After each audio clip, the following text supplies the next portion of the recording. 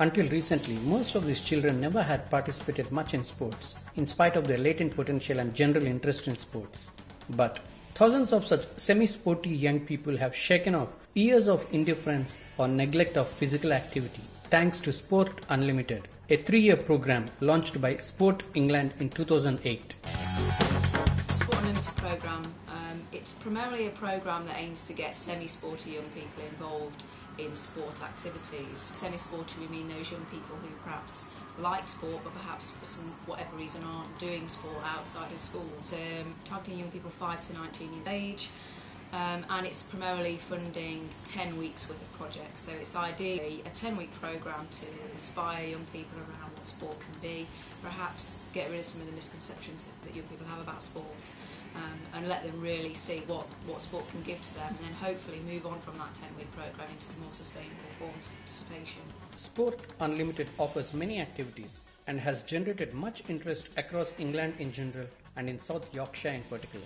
The program brings together various people, kids, young people, adults and veterans. Byron and Congo find climbing, or bouldering as it is called, useful. We've been doing this for about a month now, and we just find it interesting because it's different from any other sport we do, like the team sports and even individual sports. So it's something new. It requires a bit more concentration. Yeah. You have to concentrate all the time, because in tennis you can go off and then just wonder about the daydreaming, but you always have to keep thinking about what moves you're going to do, which holes you're going to go for next. And there's different ways of doing the same thing again, so you've got variety all the time. Besides variety, other features also seem to impress the participants. And it's becoming a way of increasing the number of young people taking part in sport, offering them a different activity to do, offering some extra time, and also to get some quality coaching. Free coaching has proven effective in attracting semi-sporty young people to the program. I work with 6 different schools, all in the Swinton cluster, and it's benefited greatly from the funding, because they've had a coaching for 10 weeks working with children who don't always do sports. We've got, I would think, 25%, maybe 50% of the people who've come down on sessions are new to the sport, and they seem to have enjoyed it.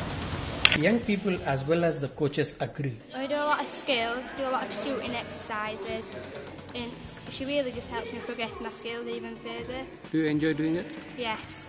Is it tiring? It's tiring, but it's worth getting tired for.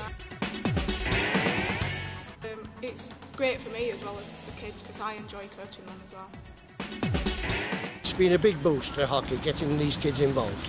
Hockey is just one of the many activities in the program. Here's how it works. The central government funds it. The Ministry of Culture, Media and Sports controls it. Sport England administers it. And county level partners such as South Yorkshire Sport implement it. And local level agencies deliver it.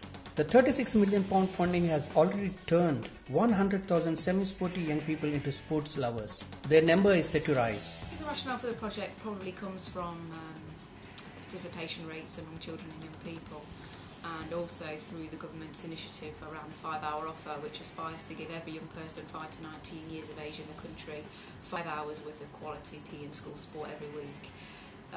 So really we're targeting those young people who perhaps are doing 1 or 2 hours a week, but we really need to bump them up so they're doing 2, 3, 4 hours a week. The government hopes to reap many benefits from Sport Unlimited.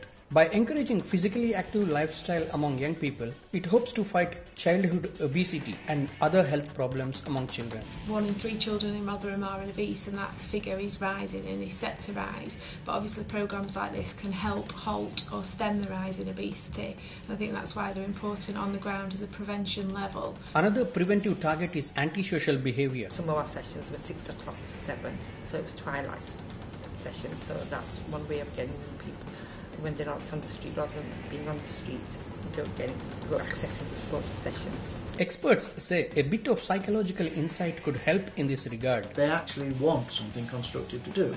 They also want to hang around and chill, as I think is the term, with each other. I don't mind them hanging around on street corners.